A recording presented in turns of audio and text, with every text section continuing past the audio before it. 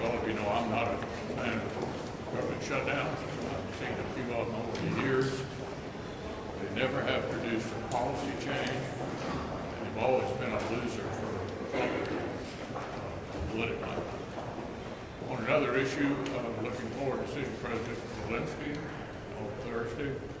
I think it's always good to remind everyone that a good portion of the money allocated to Ukraine is being spent in this country to rebuild our industrial base. It's also important to remember we've not lost a single American.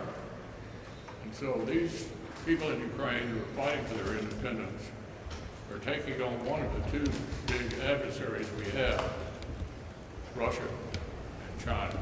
It seems to me we ought to be helped.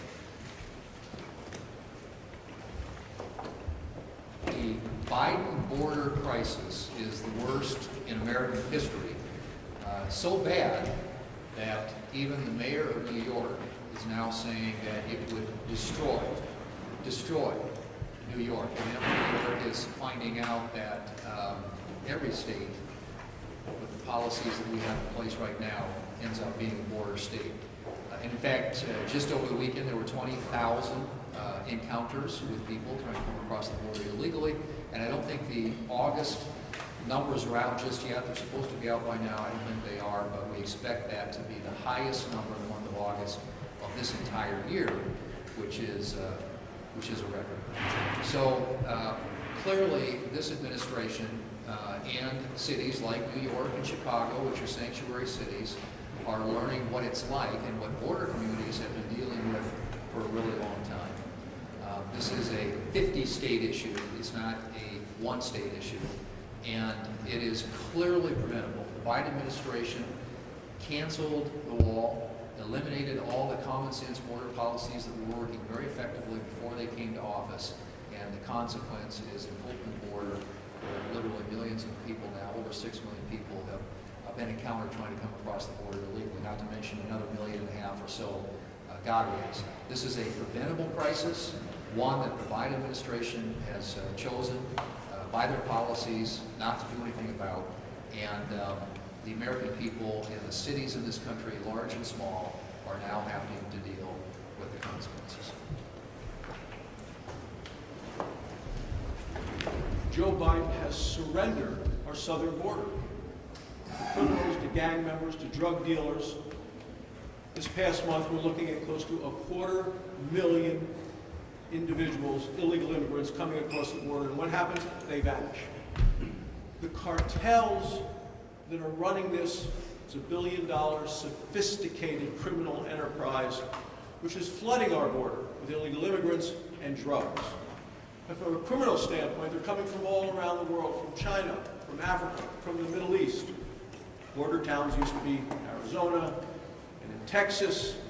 But when you see the city council in Chicago and the mayor of New York all claiming that the illegal immigrants are destroying their cities, and remember, these are so-called sanctuary cities. Every state's been impacted. Certainly my home state of Wyoming is no exception. The fentanyl coming in across from Mexico is now a major killer in every state in the country. And our incompetent president and the Democrats continue with their head in the sand.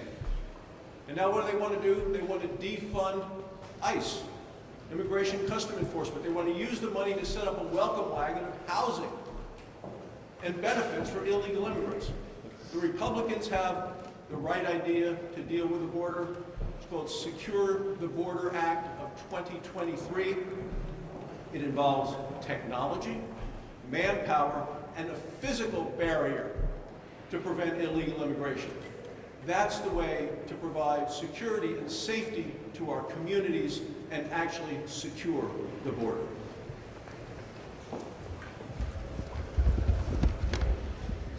The butcher of Tehran is on U.S. soil right now.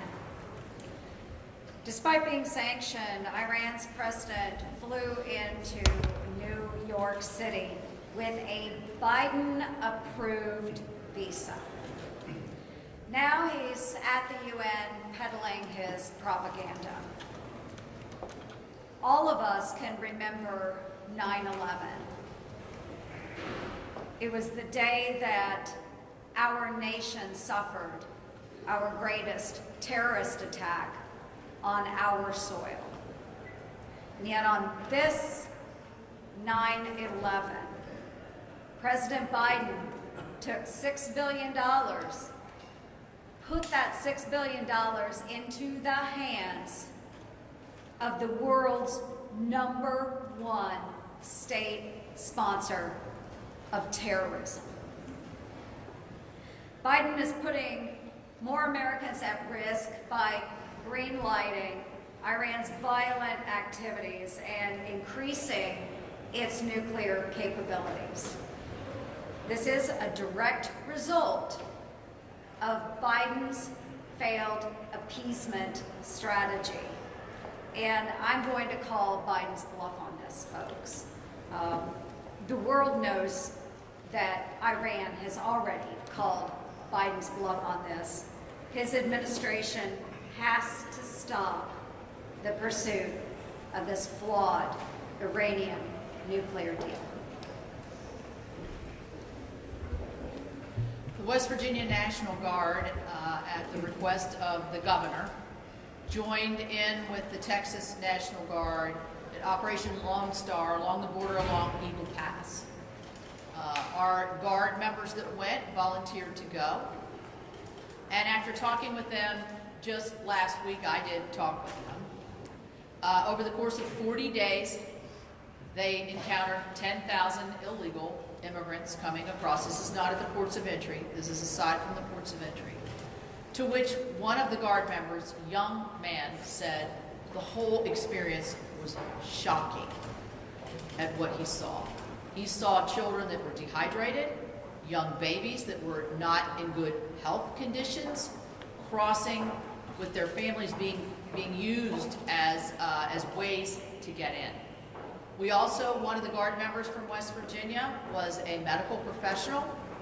She went down and administered medical help at the southern border to the Texas Guard and also the West Virginia Guard, and also any of the immigrants that needed it as they were coming in, the illegals. And they had not had health care down there at that portion of the border for the last 6 months. And she said she worked 24/7. And again, was shocked at what she was seeing. This is an utter failure by this administration. The interior border policy strengthening enforcement is not there. You've heard my colleagues talk about it. It is a 50-state problem. I'm proud of our state. I'm proud of our National Guard to go down and assist. But this issue, when we get these numbers from August, are going to be shocking as well. Not just to our National Guard, but to the rest of the country. 26 years ago, in 1997, is when Hong Kong was handed back to the Chinese by the UK. It's when the Titanic was a hit movie. It's also the last time that Congress passed all the appropriation bills before the end of the fiscal year. As we stand here today, we are now swimming in $33 trillion of debt. Deficits projected to be close to $2 trillion going forward. And this institution still can't get appropriations passed by the beginning of the next fiscal year. We were in the same position last year. We've been in this same position the last 25 years. And I guarantee you, unless something changes, we'll be right back here a year from now. We'll be right back here in 25, in 26, in 27, in 28, as we have now seen this occur over and over again. Will be the 26th consecutive year. It's no ifs, ands, or buts. The budgeting process in Washington is severely broken. We need to do two things. We need to stop the government shutdowns, pass the Prevent the Government Shutdown bill that Senator Langford and Senator Hassan have, this past committee, and put the pain back on Congress, not on the American people, if Congress is unable to do its job of getting the appropriations bills passed before the beginning of the next fiscal year. Without proper reforms and holding members of Congress accountable, we're on a runaway truck with no off-ramp. Now, Do you have a reaction to Leader Schumer loosening the Senate dress code? And if Senate Republicans are back in the majority, would you require senators to wear a coat and tie and business attire on the Senate floor? Yeah, look, I think I'm pretty safe in saying most, if not all, Republican senators think we ought to dress up to go to work. And so I can't imagine that we're going to be wearing jeans on the Senate floor anytime soon. Is it possible for the Senate to get involved in this finish? I know they got the bill last night on the 7th, but is the Senate past this point?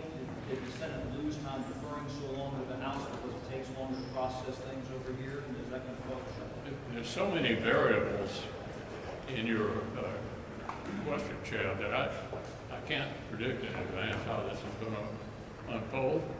What I do think is critically important to the American people is for the government not to shut down. Not to shut down. That's job one. With regard to the appropriations process, it had been my hope that we'd be able to pass a series of minibuses, and I think the Speaker's hope he'd be able to pass all 12. That still might happen, but That's why I'm asking about the timing of the Senate. it still might happen, but I can't predict exactly how this ends. We'll see what the House does and act accordingly. Senator McConnell. Senator McConnell. Do you support Speaker McCarthy's continuing resolution as written? Well, obviously, I support what the Speaker's trying to accomplish, because he's trying to avoid a government shutdown, and he's trying to help with an appropriations process so that we have something close to a normal process, which Steve just indicated we haven't had since 1997. So we're pulling for the Speaker and hoping we can move forward. Senator McConnell.